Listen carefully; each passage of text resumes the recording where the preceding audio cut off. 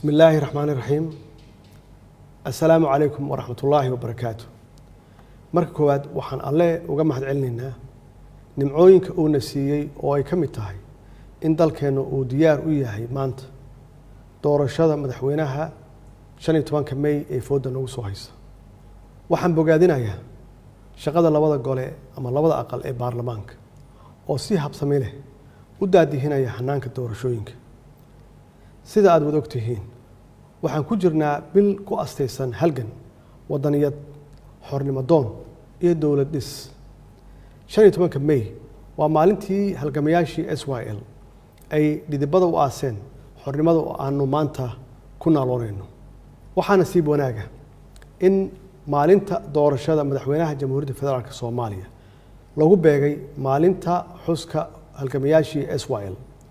waxayna taasi diraysaa fariin cad. waxaan ka codsanayaa shacabka Soomaaliyeed inuu si weyn ugu diyaar garoobo una xuso maalintaas maamuuska leh.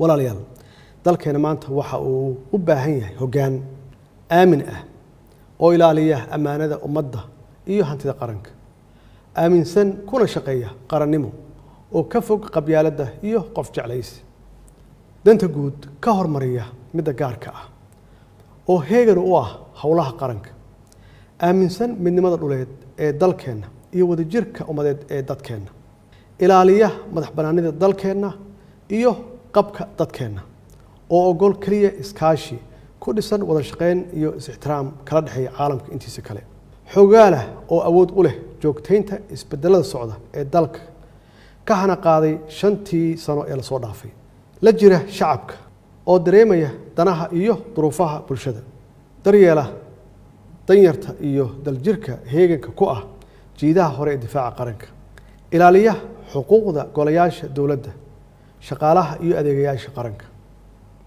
haddaba anigoo ka duulaya baahida hogaamineed ee dalkayga iyo dadkayga, tixgelinaya codsiga shacabka Soomaaliyeed, ayaan waxaan go'aansaday inaan mar kale isu sharaxo xilka madaxweynaha Jamhuuriyadda Federaalka Soomaaliya si aan u sii socodsiino isbedelka ka socda dalka.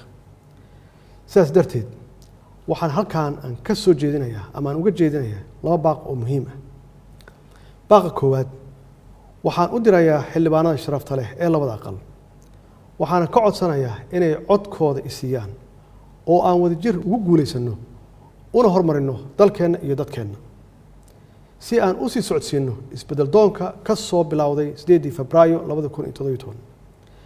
baaqa labaad waxaan u dirayaa shacabka Soomaaliyeed meel walba ay joogaan, waxaana si qadarin leh aan uga codsanayaa inay mar kale igu garab istaagaan dib u doorasho ku dhisan danta shacabka. xubin kasta oo ka mid ah baarlamaankeena waxay matashaa ku dhawaad 60,000 oo shacab ah. waxaan alle uga baryaynaa in dalkeena uu ku manaysto nabad waarta iyo nolol wanaagsan. waad mahadsantihiin. wasalaamu calaykum waraxmatullaahi wabarakaatuh.